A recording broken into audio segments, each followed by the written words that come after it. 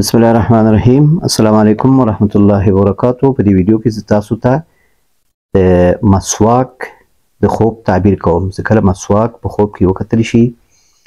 دا څه تعبیر لري. مختلف تعبیرونه دي. چې کله ته مسواک په خوب کې وګورې چې د مسواک غاښونه دې وهې نو دا ډېر ښه تعبیر لري. معنا داسې ګناهونو نه ځان پاکوي، د غمونو نه او پریشانیانو نه مشکلاتو نه ځان پاکوي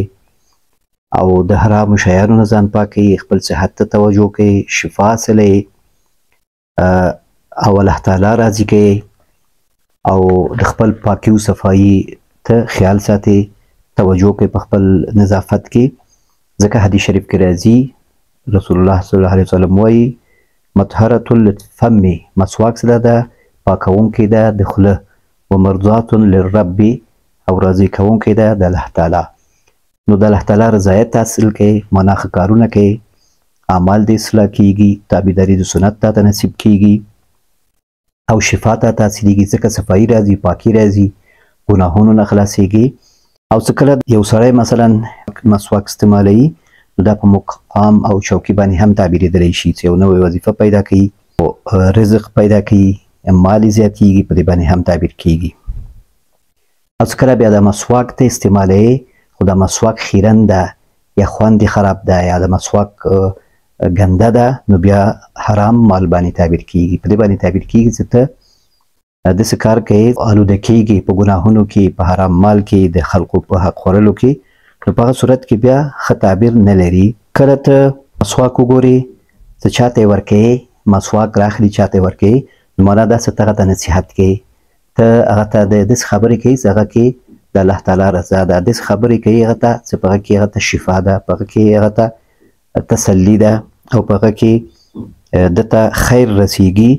نو په دې صورت کې بیا هم ښه تعبیر لري. نو په هر صورت مسواک څه ده د په خوب کې تعبیر ښه ده. ځکه نبي علیه السلام د دې باره کې حدیث هم ویلي دي چې د الله تعالی رضا کوونکی ده او د خوله پاکونکی ده. نو په هم په معنوي پاکوالي باندې تعبیر کیږي، د ګناهونو نه پاکوالی، توبه،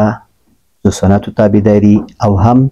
په ظاهري پاکوالي باندې تعبیر کیږي چې ته ظاهري پاکوالی لرې، نظافت مراته. نو په دې صورت کې بیا ښه تعبیر لري. والله تعالی اعلم. په دې باره کې یو خوب هم ده، وایي مسواک مې لاس کې وي، څو قسمه مسواک وي او سپین پلاستیک کې چې بند وي، هغه مسواکونه رااخلمه، خوله کې لګوم او مسواک اوبه خوله کې مې وي. نو دا ډېر ښه تعبیر لري. دا یو زنانه خوب کتلی ده. نو په دې باندې تعبیر کیږي چې که حمل لري نو په سهولت باندې تعبیر کیږي چې د ولادت په سهولت باندې کیږي، او که واده دې نه وي نو واده باندې هم تعبیرېدلی شي، خیر باندې هم تعبیر کیږي او غمونه او تشویشونه ورکېدلو باندې هم تعبیر کیږي، په سنتو تابعداري باندې هم تعبیر کیږي. نو دا و د مسواک د خوب تعبیر. او په دې رابطه باندې یو خوب د همدې زنانه د بل خوب هم ده. خوب کې تلاوت بل څوک پوښتنه کوي د بل چا نه، زه ورته سورة علق یعنې اقرا له سره وایمه. د بل چا نه څوک امتحان اخلي، پوښتنه کوي، زه ورته سورة علق وایم. معنا ده که څوک وي او هغه تعلیم نه علم نه کوم شی یاد نه، اقرا سورت نه مراد یو شی چاته یادول ویل، یو چا باندې امر کیږي اقرا ووایه. معنا دا چې یو کس ده په کورنۍ کې اولاد کې دي نو هغه ضرورت لري دې ته ورته توجه وکړي چې هغه درس ووایي، ځکه کیدای شي هغه یو امتحان یو ځای کې مخکې شي، یو مقام الله تعالی ورته ورکړي ستا د تربیې په سبب باندې او ستا د درس و تعلیم او د کوشش په سبب باندې. والله تعالی اعلم. بل خوب ده، وایي زما پلار 2 کاله مخکې وفات شوی، مور مې په خوب کې لیدلی وه چې خپه یې کټ وي، پرې شوي وي یعنې، او خړ څادر یا پړونی ماته مور مې وایي چې راوغورځوي چې دا په سر کړه. او پلار مې په خوب کې وایي چې ټول بدن مې درد کوي. مور مې ورته وایي چې ګولۍ واچوه، پلار مې ورته وایي چې ګولۍ صرف یوه دانه پاتې ده، نور نشته. بیا مسکی شي او لاړ شي. نو دا خوب د مړي ده چې مړی په خوب کې وکتلی شي. دې باره کې 2-3 ویډیوګانې زما شته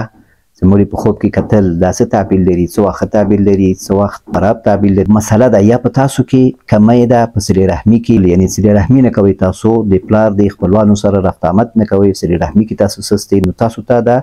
یو تنبیه ده، یو خبرداری ده چې تاسو باید یو صدقه، یو نیک عمل دعا ورته وکړئ چې هغه آرام شي، او دغه کم شکایت یې څه ده چې د ټول بدن مې وایي درد کوي، یعنی د تکلیف ده، نو ستاسو دعا په وجه باندې، صدقې په وجه باندې، نیک اعمالو په وجه باندې هغه آرامیږي. بیا څه ده د په لاس کې مور دی وایي چې د په لاس څادر وي یا پړونه وي او ورته دی وایي چې دا په سر کړه، نو دا په دې باندې تعبیر کېږي دا مور دی که په پرده کې لږ سستي کوي، پرده نه کوي د چا نه، نو پرده کې د سستي نه کوي. څادر په سر اچولو نه مراد یعنی پرده کې د سستي نه کوي، او داسې وایي چې دا ټول بدن مې درد کوي، په دې باندې تعبیر کېږي چې هغه ضرورت لري دعا ته، صدقې ته. او بیا څه مور دې ورته وایي چې ګولۍ واچوه، او هغه ورته وایي چې ګولۍ صرف یوه دانه پاتې ده، نو په دې باندې تعبیر کېږي چې پلار دی چې کوم عملونه و د خپل عملونو په سبب باندې چې الله تعالی د سره کوم اساني کړی ده، کوم عفو بخشش کړی ده، هغه اوس لږ شی دی د پاتې ده، اوس نور ضرورت لري ستاسو اعمالو ته، ستاسو دعاګانو ته چې نور اساني پې راشي او دی آرام شي. او بیا څه وایي مسکی شي او لاړ شي. د دې معنا دا ده، د دې تعبیر دا ده چې تاسو د دې خوب نه یو ښه عبرت اخلئ، ښه نتیجه اخلئ، عمل کوئ، او ستاسو پلار ستا کوم پیام په دې خوب کې هغه تاسو په دې باندې پوهېږئ په دې تعبیر په واسطه باندې، او تاسو په هغه باندې عمل کوئ، او پلار ته خیر رسیږي او هغه مطمئن کیږي او هغه تاسو نه ځي. په دې باندې هم تعبیرېدلی شي ستاسو خپله کورنۍ کې کیدای شي څوک مریض شي، د پلار دی د پښې کټ کېدل، پرې کېدل، دا په دې باندې تعبیرېدلی شي چې دغه په زامنو کې کیدای شي چاته صحي مشکل پیدا شي او مرض پیدا شي. یا په دې باندې هم تعبیرېدلی شي تاسو په عباداتو کې سستي کوئ، یا په دې باندې هم تعبیرېدلی شي چې تاسو نه کوم چا باندې ظلم شوی، تاسو باندې چا حق ده هغه باید تاسو ادا کړئ. نو الله تعالی اعلم. بل خوب دا وایي خوب کې شپه وي، زه او بل ملګري مې وي، هغه راته ګروپ اچوي، شفتل پټۍ وي، غواړم مرغان ونیسم، دا چنچړې مرغان نیسم. دا خوب د ښکار خوب یعنی د ښکار خوب همیشه زه ګورم، څو وارې مې لیدلی. د ښکار خوب څه ده؟ دا هدفونو پسې ګرځېدل دي، څه کله ته په خوب کې وګورې چې ښکار کوي، ښکار پسې وځي، یا ښکار دې وکړه یا ښکار انتظار کوي، دا په دې باندې تعبیر کېږي چې ته لوړ هدفونه لرې، آرزوګانې لرې، هغه لپاره د زحمت وباسې، کوشش کوې، تکلیف وباسې، نو بالاخره یو ورځ ستا لاسته راځي، ته خپل هدف او آرزوګانو ته رسېږي. په دې باندې تعبیر کېږي. دا پټي د شفتل څه ده؟ دا په دې دنیا او په مال باندې تعبیر کېږي چې ته په دنیا او مال دا پندې کې او دا د لاسته راوړي دي، او داسې همیشه دا شیان په خوب کې ګوري، معنا همیشه ته په همدې کې چې ته رزق حلال یو سبب ځان ته پیدا کړي، کاروبار او لوړ هدفونه لري، هغو پسې ګرځي، نو په دې باندې تعبیر کېږي. والله تعالی اعلم. بل خوب دا وایي ورور مې 3 کاله مخکې وفات شوی ده، سرطان تکلیف یې و، همیشه ښه په خوب کې ګورم، خو بېګا مې په خوب کې لیده چې زموږ کور ته راغلي وي خپله کوټې ته، او کوټه کې ډېرې پیسې ایښې وي، بندلونه د 500 او هزاریانې د کوټې په هر ځای کې ایښې وي. دی وایي چې زما ښځې ته ووایه، دا مړی په دې خوب کې دا ورور یې ورته وایي چې زما ښځې ته ووایه هغه 10,000 روپۍ دې چېرته ایښې دي. زه ورته وایم چې ښځه دې نشته، چېرته تللې ده. بیا یو بندل د 500 پکې سور ګل وي، وایي ورور مې د مغه نه 10,000 روپۍ واخلي، او دا مې صحیح په یاد نه ده چې دا سور ګل هم ځان سره وړي او که هماغسې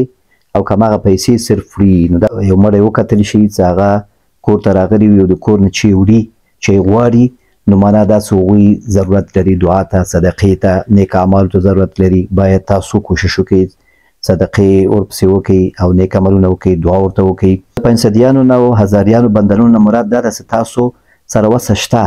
وسه شته، ښه وسه شته چې تاسو هر رقم خیر رسولی شئ، جومات کې پیسې ورکړئ د ده لپاره، یا مدرسې جوړ کړئ ورته، تعلیم د ماشومانو ته، یتیمانو ته کتابونه، قلم او واخلئ. په ژمي کې اړمنو کورنیو ته سره کومک وکړئ، یتیمانو سره خصوصا په خپلوانو کې بېګانه وکړئ نه. 10,000 روپۍ غواړي او بیا 10,000 ځان سره وړي، نو مراد دا چې تاسو ته لږ مالي تاوان کیدای شي ورسېږي. نو د دې نه مخکې چې تاسو ته مالي تاوان ورسېږي، نو تاسو کوشش وکړئ که زکات در باندې پاتې زکات یې ورکړئ، او که صدقه او خیراتو دا شیان هم کم وي نو دا لږ زیات کړئ، خپل وسم څومره یي توجه ورته وکړئ، په دې کې سستي ونه کړئ، همیشه ورکوئ، لږ ورکوئ خو همیشه په دې کې دننه سستي ونه شي. او بیا چې تاسو نه 10,000 روپۍ وړي، نو معنا دا چې 10,000 روپۍ تاسو نه یو څه پیسې تاسو نه کیدای شي لاړ شي او تاوان درته ورسېږي. او دا ګل نه مراد ماشوم، د ماشوم کیدای شي ماشوم باندې مریضي راسي، په هغه باندې ډېر پیسې ولګېږي، او په آخره کې ته فکر کوې چې دا ګل یې ځان سره ویوړ او که ویې نه وړ، نو دا په دې باندې تعبیر کېږي چې کیدای شي یو مریضي یو شی راشي، او فکر کوئ چې کیدای شي دا مسله غټ شي، یعنې د وفات په هغه باندې، نو انشاءالله څه نه کېږي دا کار. او همداسې تاسو سره تشویش ده، او که ماشوم هم مریض وي الله تعالی شفا ورته ورکړي، او که ستاسو څه مصیبت هغه نه ډارېږئ هغه نه الله تعالی ساتي خو چې همدغه توجه وکړئ لږ صدقات وکړئ که زکات در باندې حق وي نو زکات ادا کړئ بل چا حق در باندې پاتې هغه ادا کړئ او که د ورور باندې چا قرض وي هغه ادا کړئ نو په دې صورتونو کې انشاءالله دا خوب ده تاسو ته صرف یو رهنمایي ده پکې یو ترغیب ده یو تشویق ده دې طرف ته ستاسو کوشش وکړئ چې یو صدقه یو دعا وکړئ چې هغه ستاسو ورور هم ارام شي او تاسو ته خیر ورسیږي والله تعالی اعلم. خوب کې یوه سپی د خوله نه نیسم غواړم 2 څیرې کړم راپسې یې وایي راونیسم د خولې او یو سر او بل سر کې لاس واچوم او خولې خلاصوم ورته غواړم چې 2 څیرې کړم. په دې باندې تعبیر کیږي چې یو بدزبان انسان یو کمسل انسان چې دغه د خبرو نه ته په تکلیف نور تا ته ضرر نشي رسولی دا کم طریقه ست استعمالوي بدو انسانانو سره بدزبان انسانانو سره او کمسل انسانانو سره چې هغوی ته د خبرو تکلیف تا ته رسولی شي نور زور نه رسیږي هغوی انشاءالله د خپل شر نه نور قراریږي او تا ته ضرر نشي رسولی او تا د هغوی چاره کړې ده یا په دعاګانو باندې یا په ښه اخلاقو باندې او یا هم داسې یو عکس العمل چې هغوی ته یو درس شوی ده نو دا د نن ورځې خوبونه الله تعالی دې وکړي ستاسو د خپل خوب تعبیر واورئ مطمئن شئ او بیا څه کله خوب تعبیر هم واورېد او ماته بیا یو اطمینان راکړئ په کمنټ کې همدلته چې تعبیر نه مطمئن شوئ که نه او که څه سوال هم وي وضاحت هم غواړئ نو انشاءالله هغه هم ماته ووایئ بیا وضاحت درکړمه سوال وي د خوب په باره کې کوم ځای ما نه پاتې وي ته فکر کوې چې کوم ځای د خوب ډېر مهم ده او هغه ما یو ته اشاره ورنه کړه هغه هم ماته یاد کړئ او دا څو ورځې زه نه وم غیر حاضر نه وم د دې وجه دا وه چې زه لږ خم نه ومه کارونه مې هم زیات و په سفر به ومه نو په دې وجه باندې ویډیوګانې ما نه پاتې شوي دي او اکثر کسان خوبونه ویري مې همالته واتساپ کې ورته تعبیروو یا مې لینکونه ورته لیږل نو الله تعالی دې وکړي ستاسو خفه نه شي او بل ګیله ده کوزي پښتونخوا څه کوم ورونه دي د هغوی روابط ما سره کم شوي دي اوس د افغانستان نمبر د زما یا دوی اشتباهي شوي اعتماد یې نه راځي او یا څه مشکل ده چې هغوی خوبونه ماته اوس دومره نه وایي الله دې وکړي چې دوی خفه شوي نه او زموږ هر چېرته یو ټول مسلمانان یو او عقیده او یو ایمان هم ده نو هېڅ فرق نه کیږي مخکې زه هلته وم پاکستان کې پېښور کې او دلته اوس د افغانستان کابل کې یم نو په هر ځای کې یم د خپل مسلمانانو ورونو د فارسي ژبو او د پښتنو د به انشاءالله زه خدمت کوم خوبونه به تعبیروم یو خیر چاته رسیږي د خلکو اعتماد ده نو دا به انشاءالله زه هېڅکله نه خرابومه نو تر آینده ویډیو پورې تاسو په لاس سپارم السلام علیکم ورحمة الله وبرکاته.